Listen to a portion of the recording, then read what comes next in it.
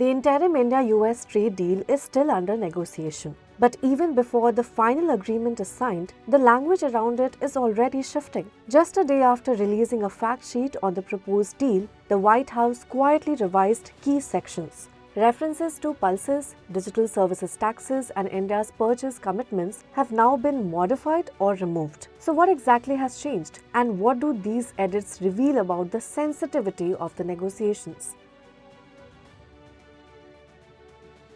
In the original version, Washington listed products such as dried distillers' grains, red sorghum, tree nuts, fresh and processed fruits, certain pulses, soybean oil, wine, and spirits as items on which India would cut or eliminate tariffs. Now, in the revised fact sheet, the reference to certain pulses has been removed. This is politically significant. India is the world's largest producer and consumer of pulses. The sector is closely tied to farmer incomes and domestic price stability. The earlier mention had already triggered concerns among farmer groups, with some announcing protests alongside nationwide labor strikes. For context, US pulses account for only a small share of India's imports. India primarily sources pulses from Canada, Russia, and Australia. US exports to India were valued at roughly $74 to $76 million in 2024.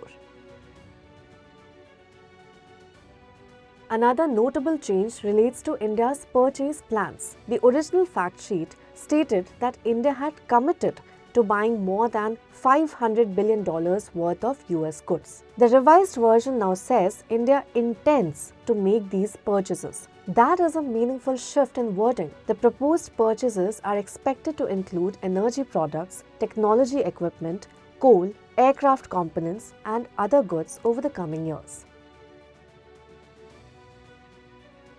The updated document also drops the earlier claim that India would remove its digital services taxes. Instead, it now says both sides will negotiate digital trade rules to address barriers and regulatory issues. Now, it's worth noting that India had already withdrawn key equalization levies on digital advertising services from April 2025. That means the earlier reference did not fully reflect India's existing policy position.